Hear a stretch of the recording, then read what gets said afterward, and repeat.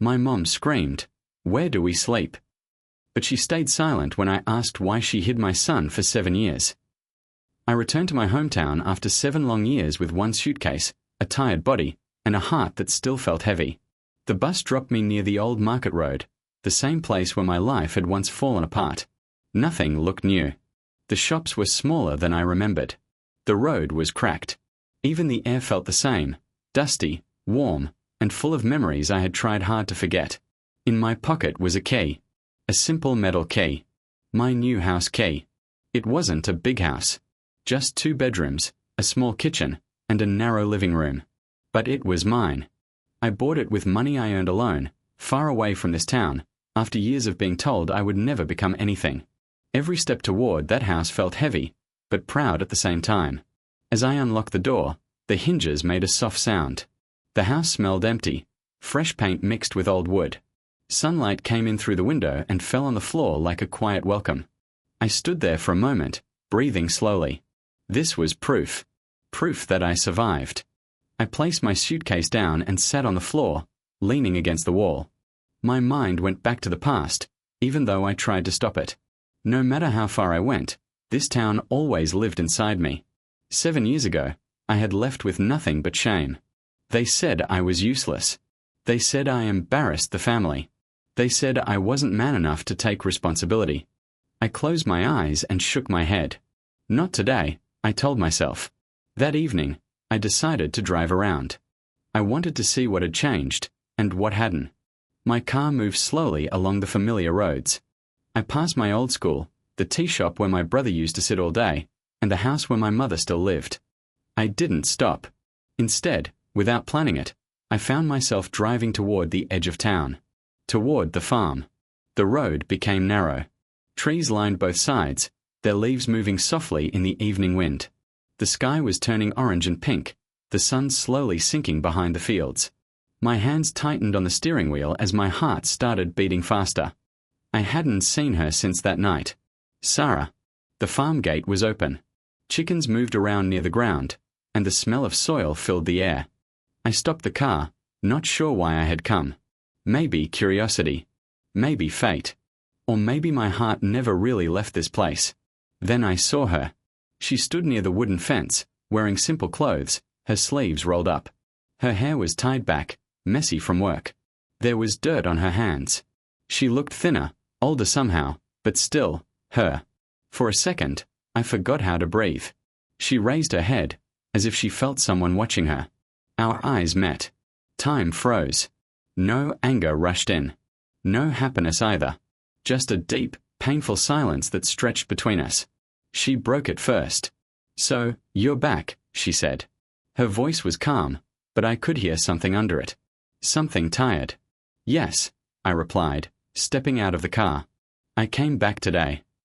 She nodded slowly, her eyes never leaving my face. "I heard you were doing well." I gave a small, empty smile. "I bought a house." "Good," she said. "You always wanted that." Her words hit me harder than I expected. She remembered. Of course she did. We stood there, not knowing what to say next.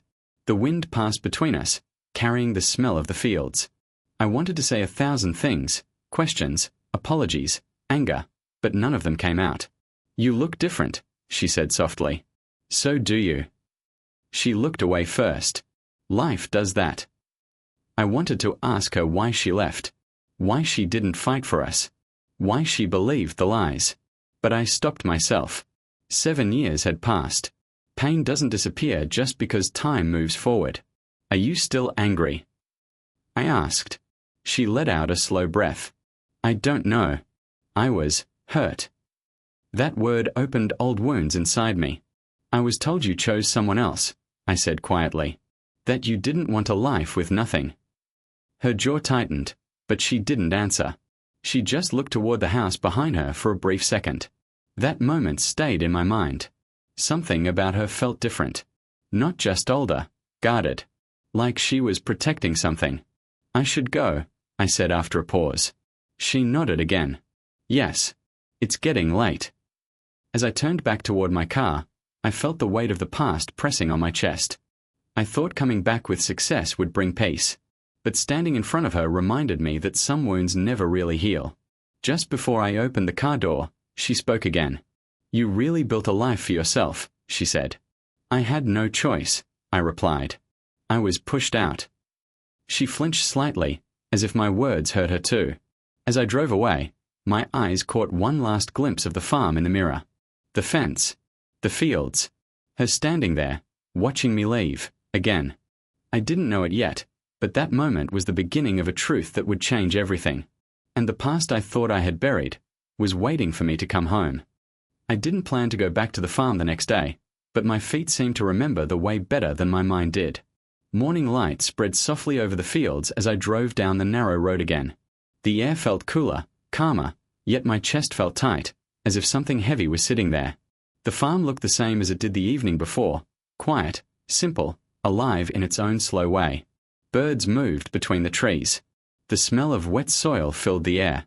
For a moment, I just sat in the car, watching the house. Part of me hoped she wouldn't come out. Another part hoped she would. She did. Sarah stepped outside carrying a small bucket. She froze when she saw me, then slowly walked toward the fence. Her face showed surprise, but not anger. "You came back," she said. "I needed to talk," I replied. She hesitated, then nodded. "All right." We stood near the same wooden fence as before. The wood was old and rough, with small cracks running through it. I placed my hand on it without thinking, grounding myself. "You didn't answer my question yesterday," I said gently, "about why you left." She looked down at the ground. "I didn't leave the way you think." "That night, everyone told me you chose a better life," I said. "They said you didn't want to wait for someone who had nothing." Her fingers tightened around the bucket. "And you believed them." "I had no reason not to," I replied, my voice low. "You disappeared. No message. No goodbye." She swallowed hard. "I was told not to contact you." My heart skipped. "By who?" She didn't answer. Instead, she turned her face away, looking toward the house again. That same movement. That same pause. Something felt wrong. "Sarah," I said softly. "Talk to me." She closed her eyes for a moment. When she opened them, they were filled with something close to fear. "Some things are better left in the past." "That's easy to say when you weren't the one who was thrown out," I replied. "I lost everything. My family. You." Her shoulders shook slightly, but she stayed silent. A memory flashed in my mind. 7 years ago, standing in my mother's living room. My brother yelling. My mother crying, saying I had brought shame.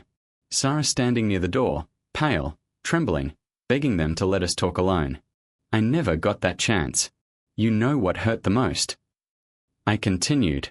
Not leaving, but thinking you didn't care. She finally looked at me then. "I cared more than you know." Her voice broke on the last word. I took a step closer, lowering my voice. "Then tell me the truth." She shook her head. "I can't." "Why?" I asked. Before she could answer, a sound came from inside the house. A soft sound, like something falling, then a quiet movement. Sarah turned sharply toward the house. My heart tightened. "Are you alone here?" I asked. "Yes," she replied quickly. Too quickly. I watched her closely. Her hands were shaking now. She rubbed her wrist, a nervous habit she used to have whenever she was scared. "You're hiding something," I said. Her lips pressed together. "Please don't ask." That word, please, took the anger out of me for a moment. I saw the same girl I once loved, the one who cried silently and carried her pain alone. "I'm not here to hurt you," I said. "I just need to understand." She took a deep breath, as if preparing herself. 7 years ago, things happened too fast. "I remember," I replied. "One day we were planning a future. The next, I was nothing." She nodded slowly. "Your family never wanted me." "I know," I said. "But you were supposed to be on my side." "I was," she whispered. We stood there, the space between us heavy with unspoken words. The wind moved through the fields, making the crops sway gently, like they were listening. "I heard you have a new house," she said, changing the subject. "Yes." "You must be proud." I am, I said. But it's empty. She looked at me, surprised. Success doesn't feel the same when you build it alone, I added. Her eyes softened, then hardened again. You shouldn't have come back. That hurt. Why? Because some doors close for a reason, she said. Or because someone closed them for us, I replied. She flinched again. Suddenly, a child's laugh came from inside the house. Clear. Light. Real. My body went still. Sarah stepped in front of me without thinking. You should go. My heart started pounding. Who's inside? No one you need to see. I tried to move to the side, but she blocked me. Her face was pale now. Sarah, I said slowly, my voice shaking. Why are you afraid of me seeing inside that house? Tears filled her eyes. Because once you do, nothing will be the same. The silence after that felt loud. I looked at the house again. The closed door. The quiet that followed the laughter. A truth was standing just out of reach, pressing against my chest, begging to be seen. I'm not leaving, I said. She closed her eyes, a tear slipping down her cheek. That's when I knew. 7 years ago, I didn't just lose my home. I lost something else. Something I was never meant to lose. The door opened slowly. For a moment, I didn't breathe. A small boy stepped outside, holding a wooden toy car in his hand. He couldn't have been more than 6 years old. His hair was dark and messy, his cheeks dusty from playing. He looked up at me with curious eyes. And in that instant, my knees felt weak. Those eyes. They were my eyes. Time broke apart inside me. Memories, pain, questions, everything crashed together at once. The boy looked back at Sarah. Mama. That one word cut deeper than any blade ever could. Sarah turned away from me, her shoulders shaking. She dropped to her knees in front of the boy, holding him close. Go inside, sweetheart, she whispered. Please. The child hesitated, then ran back into the house. The door closed softly behind him. I stood frozen. My mouth opened, but no sound came out. Sarah didn't look at me. She sat there on the ground, hands covering her face. I could hear her crying now. Quiet, broken sound she had probably held inside for years. His. I finally managed to say. She nodded without lifting her head. He's yours. The world tilted. I took a step back, then another, until I leaned against the fence for support. My heart was beating so fast it hurt. My chest felt tight, like I couldn't pull in enough air. How old? I asked. 6, she replied softly. 6 years. I did the math without trying. My legs nearly gave out. You were pregnant when I left, I said. She nodded again. I didn't know at first. And when I did, it was already too late. Too late for what? My voice was shaking now. To tell me. She finally looked up at me. Her eyes were red, tired, full of regret.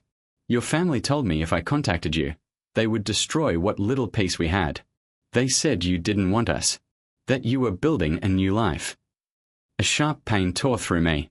They lied, I whispered. Yes, she said. They lied to both of us. I turned away, staring at the fields, trying to hold myself together. My hands were shaking. I had imagined many reasons for our separation. Betrayal, fear, weakness. But this? This was theft. They stole my son.